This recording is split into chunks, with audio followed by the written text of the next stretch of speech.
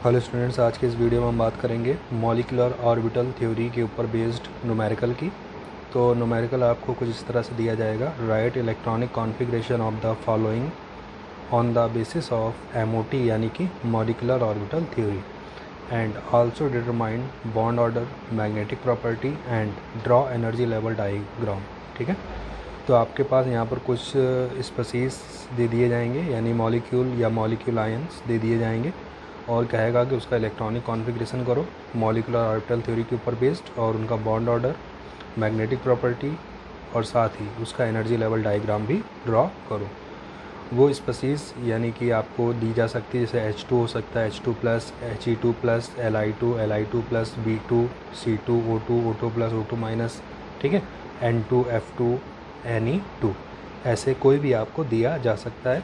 ठीक है, तो इनमें हम आपको कुछ एग्जांपल बताएंगे। जैसा कि मॉलिक्यूलर ऑर्बिटल थ्योरी में जब हमने आपको बताया था तो वहाँ पर दो केस बनते हैं, जिसमें फ़र्स्ट केस था आपका जब इलेक्ट्रॉन अप टू 14 हो, ठीक है, 14 इलेक्ट्रॉन तक हो, और एक केस जब इलेक्ट्रॉन आफ्टर 14 यानी 14 इलेक्ट्रॉन से ज़्यादा हो। तो इनमें से हम वही दो केस आपको बताएंगे, बाकी के बार को आपको खुद करना होगा। ठीक है, जो दो केस हैं वो हम इसमें आपको स्टार्ट करते हैं। तो फर्स्ट केस हम बताएंगे जिस ऐसे स्पीसीज़ के बारे में जिसमें इलेक्ट्रॉन जो हैं वो अप टू 14 है। तो हमने वो एग्ज़ाम्पल ले लिया बेटा N2 का। ठीक है, तो N2 हमने एग्ज़ाम्पल ले लिया। तो अगर हम बात करें N2 में कितने इलेक्ट्रॉन होंगे, तो नाइट्रोजन का एटॉमिक नंबर कितना होता है, 7 एटॉमिक नंबर है, यानी नाइट्रोजन में इलेक्ट्रॉन कितने होंगे, 7 होंगे। और एक नाइट्रोजन में 7 है और यहाँ पर नंबर ऑफ़ नाइट्रोजन कितने 2 हैं, मतलब नंबर ऑफ़ इलेक्ट्रॉन कितने हो गए 14। ठीक है, तो आप लिख लोगे number of electron in N2 equal to कितने हैं 14, यानी जो केस कौन सा है अप टू 14 तक का केस है। ठीक है, तो इस तरह से आपने इलेक्ट्रॉन निकाल लिया 14 इलेक्ट्रॉन। अब आपको इसका इलेक्ट्रॉनिक कॉन्फ़िगरेशन करना है। तो इलेक्ट्रॉनिक कॉन्फ़िगरेशन करना हमने आपको बताया था। सबसे पहले इलेक्ट्रॉन सिग्मा, क्या लिखते हैं, सिग्मा 1s, और कितने इलेक्ट्रॉन हो सकते हैं, 2। फिर क्या आता है सिग्मा स्टार 1s, हमारे पास टोटल 14 इलेक्ट्रॉन है। ठीक है, तो 2 2 4 हो गए। फिर क्या आता है बेटा सिग्मा 2s2, और उसके बाद क्या आता है सिग्मा स्टार 2s2। ठीक है, तो sigma 1s2, sigma star 1s2, sigma 2s2, sigma star 2s2। फिर उसके बाद क्या आ जाता है बेटा आपका पाई, ठीक है, पाई 2px2 और पाई 2py2। तो जब ये दोनों ऑर्बिटल में 2 2 इलेक्ट्रॉन हो जाएंगे, ठीक है, 2 2 इलेक्ट्रॉन हो जाएंगे और हमारे पास एक्स्ट्रा इलेक्ट्रॉन बचेगा, तो वो कहाँ चला जाएगा सिग्मा 2pz। तो हमारे पास देखते हैं कितने इलेक्ट्रॉन बचे, तो 2 2 4 2 6 2 8 2 10 2 12, कितने बच गए, 2 बच गए। टोटल कितने, तो 14 थे, 10 आपके 12 हो गए, बचे कितने 2। तो ये कितना हो जाएगा बेटा सिग्मा 2pz2। तो इस तरह से इलेक्ट्रॉन बनना है। ठीक है, पहले सभी ऑर्बिटल में आपके इलेक्ट्रॉन होने चाहिए। तो पहले हमने 1s2 2s2 2p, ठीक, sigma 1s2 sigma star 1s2 sigma 2s2 sigma star 2s2। फिर उसके बाद पाई 2px2 पाई 2py2। पहले आप क्या करोगे, इलेक्ट्रॉन आपके पास हैं तो पहले आप दोनों में एक एक इलेक्ट्रॉन भरोगे। ठीक है, अगर दोनों में एक एक इलेक्ट्रॉन भर गया है और एक्सेस में इलेक्ट्रॉन अभी बचे हुए हैं, फिर आप दोबारा एक एक इलेक्ट्रॉन भरोगे। जब इन दोनों में 2 2 इलेक्ट्रॉन हो जाएंगे और इलेक्ट्रॉन बचते हैं तो वो फिर किस में जाएगा सिग्मा 2pz2 में। ठीक है, तो सिग्मा 2pz में इलेक्ट्रॉन कितने होंगे 2, यानी हर ऑर्बिटल में 2 इलेक्ट्रॉन होते थे। आपके पास टोटल 14 इलेक्ट्रॉन है। तो आपने मॉलिक्यूलर ऑर्बिटल की थ्योरी के अकॉर्डिंग N2 मॉलिक्यूल का इलेक्ट्रॉनिक कॉन्फ़िगरेशन कर लिया। ठीक है, अब आपको क्या कह रहा था, इसका बॉन्ड ऑर्डर निकालो। तो बॉन्ड ऑर्डर इक्वल टू हमने क्या बताया था, बॉन्ड ऑर्डर इक्वल टू हमने क्या बताया था, 1/2 number of bonding electron minus number of anti bonding electron, number of anti bonding.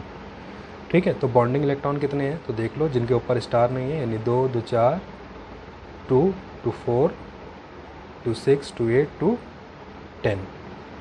ठीक है, तो बॉन्डिंग इलेक्ट्रॉन कितने हैं आपके 10, माइनस एंटी बॉन्डिंग कितने हैं 2 2 4। अपॉन में कितना हो गया बेटा 2, यानी कितना आ जाएगा 3।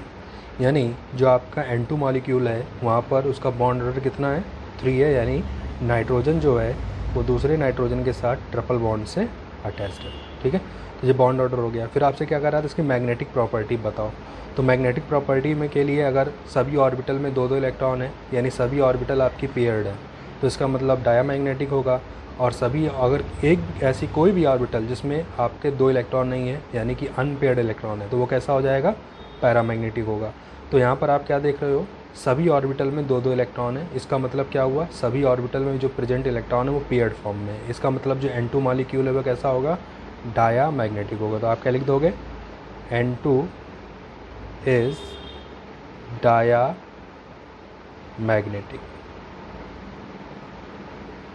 मैग्नेटिक। ठीक है, N2 कैसा होगा, डायामैग्नेटिक होगा। क्यों, इसके पास एक भी अनपेयर्ड इलेक्ट्रॉन नहीं है, सभी इलेक्ट्रॉन कैसे हैं, पैरा आपके पेयर्ड है। तो ये देखो मैग्नेटिक प्रॉपर्टी हो गई, बॉन्ड ऑर्डर हो गया, इलेक्ट्रॉनिक कॉन्फ़िगरेशन हो गया according to molecular orbital theory, क्योंकि ये मॉलिक्यूल था आपका। ठीक है, अब हम बात करेंगे इसके एनर्जी लेवल डायग्राम की। तो एनर्जी लेवल डायग्राम कैसे आपको ड्रॉ करना है, तो आप इस तरह से इसका डायग्राम ड्रॉ करोगे। ठीक है, यहाँ पर आप लिख लोगे एनर्जी, ये लाइन आप खींच लोगे। एक तरफ N2 मॉलिक्यूल था तो एक तरफ आप N लिखोगे, दूसरी तरफ क्या लिखोगे, N। ठीक है, और क्योंकि जो नाइट्रोजन होता है वो एटॉमिक फॉर्म में होता है, जिसकी एटॉमिक ऑर्बिटल होगी, और जो N2 है वो मॉलिक्यूल है, इसलिए इसकी कौन सी ऑर्बिटल होगी, मॉलिक्यूलर ऑर्बिटल होगी। ठीक है, तो अब इसका एनर्जी लेवल डायग्राम कैसे ड्रॉ करना है, तो समझिएगा पहले। नाइट्रोजन एटॉमिक नंबर कितना होता है 7, तो आप इसको पहले इलेक्ट्रॉनिक कॉन्फ़िगरेशन करोगे 7 का अकॉर्डिंग टू अबाव रूल। तो क्या हो जाएगा बेटा, 1s2, फिर 2s2, फिर उसके बाद 2p3। ठीक, सिमिलरली आप यहाँ कर लोगे। ठीक, 1s2, फिर 2s2 और 2p3।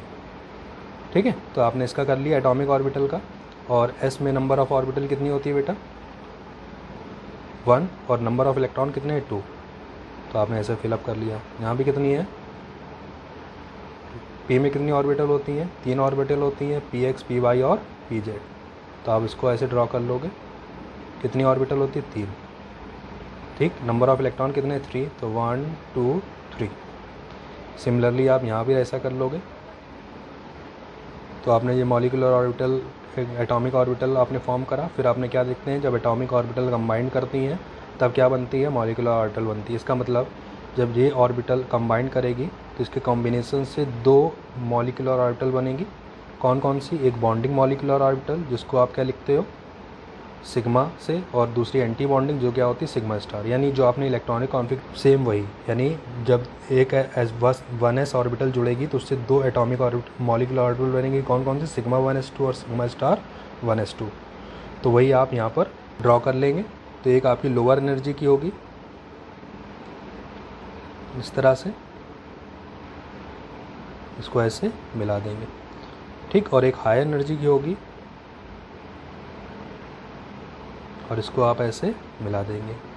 ठीक, ये कौन सी होगी, सिग्मा 1s2, ये हो गई आपकी सिग्मा स्टार 1s2। ठीक है, और इसमें इलेक्ट्रॉन कितने हैं, 2 हैं, इसमें कितने हैं, 2 हैं।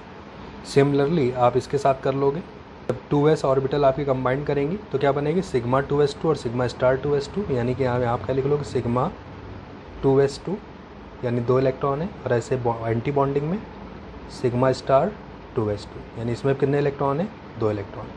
तो ये आपकी ऐसे होगी। अब क्या करती है, जब p ऑर्बिटल कंबाइन करती है तो इनसे भी मॉलिक्यूलर ऑर्बिटल बनती है। कौन कौन सी, π2px, π2py और π2pz, जैसा कि आपने यहाँ पर करा है सेम वैसे ही। यानी पहले π2px, π2py एक साथ है और उसके ऊपर कौन है, सिग्मा 2pz। तो वैसे ही आप यहाँ पर डायग्राम में भी बना दोगे। तो इस तरह से आपने p ऑर्बिटल को ड्रॉ कर लिया। तो p में π2px2, π2py2 और सिग्मा 2pz2, और सभी में 2-2 इलेक्ट्रॉन, तो इसको फिलअप कर लिया। अगर एक्स्ट्रा इलेक्ट्रॉन होते, ठीक है, तो यानी स्टार वाली होती तो वो इसी के ऊपर आप इसको ड्रॉ कर लेते। तो ये आपका एनर्जी लेवल डायग्राम हो गया फॉर N2 मॉलिक्यूल। तो इस तरह से आपने N2 मॉलिक्यूल का electronic configuration, bond order, magnetic property और उसका एनर्जी लेवल डायग्राम ड्रॉ करा। ये आपका केस था जिसमें इलेक्ट्रॉन थे कितने, 14, यानी अप टू 14 का केस था। अब ऐसे एक केस लेंगे जिसमें इलेक्ट्रॉन होंगे 14 से ज़्यादा, यानी आफ्टर 14 वाला केस। ठीक है, जिसको हम लोग देखेंगे नेक्स्ट वीडियो में।